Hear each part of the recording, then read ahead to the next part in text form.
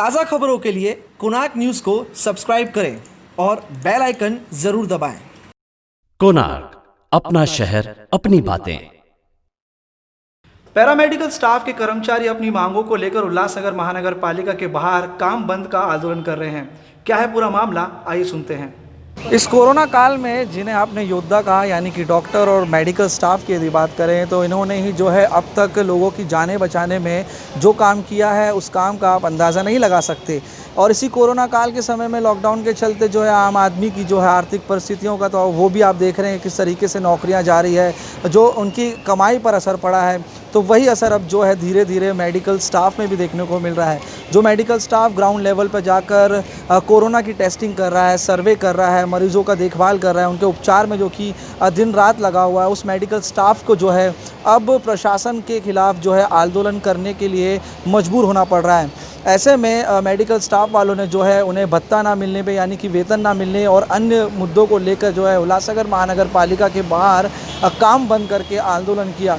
और मांगे ये रही कि जो जिस तरीके से जो उन्हें वेतन दिया जा रहा है या फिर जो सुविधाएं उन्हें मिलनी चाहिए, जो कि शुरुआत से ही कोविड के समय से ये काम कर रहे हैं, या फिर इसके साथ अन्य जो कि काम कर रहे हैं, सिर्फ कोविड के ही नहीं बल्कि अन्य काम भी कर रहे हैं जो कि सर्वे के होते हैं, पोलियो के होते हैं और अन्य कामों को लेकर जो कि इन्हें वेतन मिलना चाहिए, जो कि प्रशासन से लगातार ये गुहार कर रहे हैं, तो वो इन्हें नहीं मिल पा रहा है। तो आज जो है इन्होंने मेरे पीछे देख सकते हैं कि सभी जो है मेडिकल स्टाफ के लोगों ने मांग करते हुए बंद करते हुए आंदोलन किया है और इनकी जो मांगें हैं जल्द से जल्द पूरी हो, वरना ये किसी भी तरीके के आगे कार्य करने के लिए सोचेंगे, ऐसी चेतावनी जो है मेडिकल स्टाफ ने दी है। तो वहीं एक गौर करने वाली बात ये भी है कि जिस तरीके से ये देखने को मिल रहा है कि शहर में एकाएक जो है मामले कम हो गए थे, लेकिन अब जो है मामले लगातार कहीं ना कहीं कोरोना के बढ़ते हुए नज़र आ रहे हैं। और इस समय में यदि मेडिकल स्टाफ इस तरीके से काम बंद करेगा तो आने वाला समय जो है काफ़ी कठिन हो सकता है। सर हमारे लिए तो मतलब जाने आने के लिए तो कोई सुविधा नहीं की थी। बस यहाँ पे जो कॉर्पोरेशन में हम लोग जो पेशेंट ट्रेसिंग वगैरह करते हैं उसके लिए हम लोग को गाड़ी दी थी, लेकिन हमारे यहाँ से हमारा बहुत स्टाफ अभी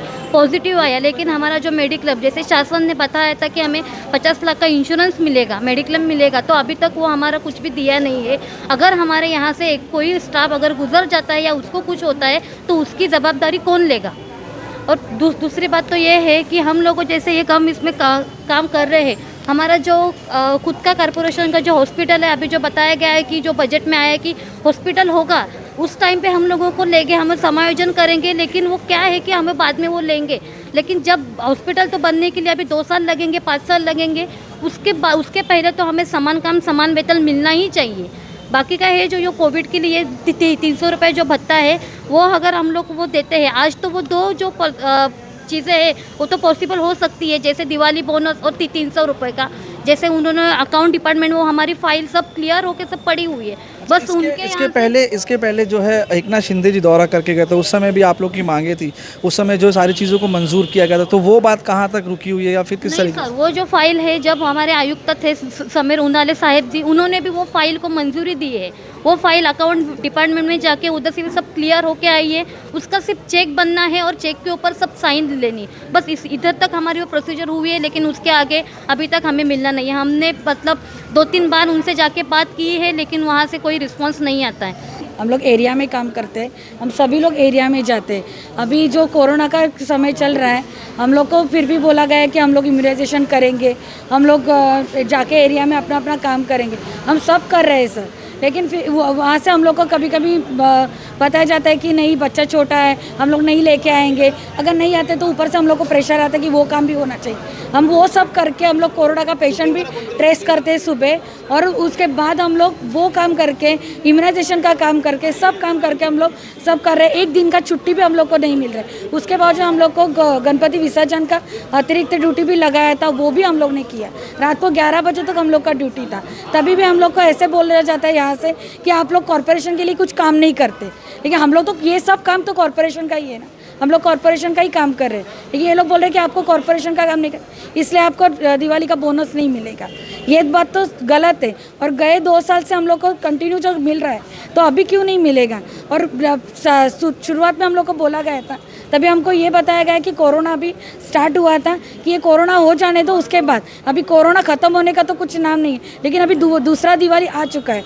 अगर लास्ट दिवाली का नहीं मिलेगा तो ये दिवाली में भी हम लोग को नहीं मिलेगा। तो हम लोग अगर हमारा हक का है तो हम लोग को मिलना चाहिए। इसलिए हम लोग ने सोचा है कि बहुत बार हम लोग बोल गए हैं, यहाँ पे आके बोल दिया, लेकिन वो लोग नहीं सुनते, अपना ही वो लोग कुछ ना कुछ अलग नया रीज़न बताते हैं। तो हम लोग को अभी हम लोग ऐसे ही जब तक नहीं मिलता है तब तक हम लोग ऐसे ही रहेंगे। सर एक्चुअली है ना, हम लोग NUHM के बहुत सारे जन सब हेल्प पोस्ट में भरे गए और अभी प्रशासन या कॉरपोरेशन के 11-12 जन ही जो परमानेंट है वही सिर्फ अभी काम करे। हम लोग सब यहाँ पे लगभग हम लोग 70 से 80% लोग हम लोग NUHM से। अगर हम लोग काम करना बंद कर देंगे और अभी जो नया सर्वे चालू है माझी कुटुंब माझी जवाबदारी, उसमें अगर हम लोग ही वहाँ पे सुपरविजन कर रहे, उनका रिपोर्टिंग सब हम लोग कर रहे हैं, अगर हम लोग वो नहीं करते तो आगे वो काम नहीं जाएगा। और दूसरा बात है, जो कोविड का जो है हम लोग का डेली हम लोग को ट्रेसिंग करना पड़ता है, अगर वो भी हम लोग नहीं करेंगे तो भी पेशेंट घर पे ही रुक जाएंगे जो पॉजिटिव है। तो ये सब बातें कॉरपोरेशन ने देखनी चाहिए, हम लोग के बारे में ये सब सोचना चाहिए और हम लोग को न्याय ज़रूर देना चाहिए। तो यही उम्मीद है, यही प्रशासन से निवेदन है कि जो मांगे हैं स्टाफ की, मेडिकल स्टाफ की, उनको जो है पूरा किया जाए। क्योंकि जिस तरीके से ये देखने को मिल रहा है, जिस तरीके से मैंने पहले भी कहा कि लगातार जो है मामले बढ़ने के जो है आशंका है और तैयारी भी महानगर पालिका की यही है कि भविष्य में अगर मामले बढ़ते हैं तो उसको किस तरीके से नियंत्रण किया जाए। लेकिन यदि मेडिकल स्टाफ ही अगर इनके पास नहीं होगा तो इस महामारी को नियंत्रण किस तरीके से किया जाएगा, इसके ऊपर भी गंभीर विचार प्रशासन को करना चाहिए। और जिस तरीके से जो लंबी मांगे कर रहे हैं मेडिकल स्टाफ, उनकी मांगों को जल्द से जल्द पूरा करना प्रशासन को अनिवार्य होना चाहिए। कोणार्क, अपना शहर अपनी बातें। ऑल इंडिया लेबर यूनियन के अधिकारी से हमने बातचीत की और जानने की कोशिश की कि उनकी किस प्रकार से अपनी मांगों को लेकर प्रशासन से बातचीत चल रही है, क्या है इस पे उनका कहना, आइए सुनते हैं। All India labour employees union, ये हमारी यूनियन है महाराष्ट्र राज्य की। इनके अध्यक्ष कोणार्क देसाई साहब, इनके अध्यक्ष के नीचे हम लोग काम करते हैं। ये काम हमारे उल्लासनगर महानगर पालिका की लोक संख्या 7.5 लाख के करीब है। 7.5 लाख का पॉपुलेशन होने के बावजूद भी यहाँ पे खुद का इंफ्रास्ट्रक्चर नहीं है, खुद के हॉस्पिटल नहीं है, खुद के डॉक्टर नहीं है। और इसमें हम NUHM और नेशनल अर्बन हेल्थ मिशन के तरफ से हमें जो भी हम कर्मचारी है वही ये सब पूरा आरोग्य का काम हम देखते हैं। उल्लासनगर शहर में जो वैद्यकीय आरोग्य की सेवा है जो कॉरपोरेशन ने देना चाहिए उस तरीके से उस दर्जा की सेवा कॉरपोरेशन देते नहीं है, क्योंकि उनके पास में इंफ्रास्ट्रक्चर नहीं है। दूसरी बात, यहाँ पे जो PHI लेवल जो PHI है वो PHI कम से कम 15 होना चाहिए। तो उसमें 10 PHI यहाँ पे, उसमें से फंक्शनल 6 है। पूरा स्टाफ मेंबर 180 होना चाहिए। हमारे कॉरपोरेशन के 50% और NUHM के 50%, लेकिन ऐसा कुछ भी नहीं है। खाली परमानेंट स्टाफ 10 लोग हैं और डेपुटेशन पे 8 लोग हैं और NUHM के 49 लोग टोटल लोग हम लोग काम करते हैं। इस पे 7.5 लाख पॉपुलेशन हम कवर करते हैं। इसके नतीजा ये होता है कि हमारे इनडायरेक्टली हमारे लोगों के ऊपर बहुत काम का बोझा बहुत काम पड़ता है। उसमें कोविड देखते हैं, इम्यूनाइजेशन देखते हैं, फैमिली प्लानिंग देखते हैं, पोलियो देखते हैं। एक के पीछे 3 लोगों का काम एक आदमी को करना पड़ रहा है। हम ये सब बातें 2 साल से हम प्रशासन को बता रहे हैं, उसके निवेदन दे रहे, अधिकारी को दे रहे, लेकिन उसकी सुनवाई, उसकी कोई अगुवाई कोई अधिकारी और कोई लोग करते नहीं हैं। इसके बावजूद हमने हर कोई हमारे टॉपिक जो है वो टॉपिक के ऊपर हमने चर्चा की है। जैसा समान काम समान वेतन, जो परमानेंट स्टाफ है उसका वेतन 80,000 रुपये है और वही काम का जो हमारा स्टाफ काम करते हैं उसका वेतन है 8,000 रुपया। इसमें बहुत बड़ी तफावत है। काम सेम करते हैं तो हमारे को पगार भी सेम होना चाहिए। इसके लिए हमने 2 साल से हमने एक ये कैंपेन चलाया था कि हमारे को समान काम समान वेतन दो, लेकिन अभी तक उन्होंने किया नहीं है। उसके बाद कोविड आया, कोविड में हमने काम किए, उसका प्रोत्साहन भत्ता जो BMC, TMC, Thane municipal corporation, Navi Mumbai corporation, Kalyan Dombivli corporation, सबने प्रोत्साहन भत्ता 300 रुपया सबको दिया गया, पूरे कर्मचारी को दिया गया। लेकिन उल्लासनगर कॉर्पोरेशन में एक ऐसी कॉर्पोरेशन है अभी तक उसके डिमांड हम कर रहे हैं और हमको मिल नहीं रहा है। तीसरा पॉइंट है हमारा 2018-19 का 2008 से लेके 2018 तक हमारे को दिवाली का बोनस मिला, लेकिन गए साल अचानक 2018 में हमारा बोनस बंद कर दिया है। कोई कारण पता नहीं है, अधिकारी को पूछा जाता है, उसका कारण कोई अधिकारी उसके ऊपर कोई आंसर देते नहीं है।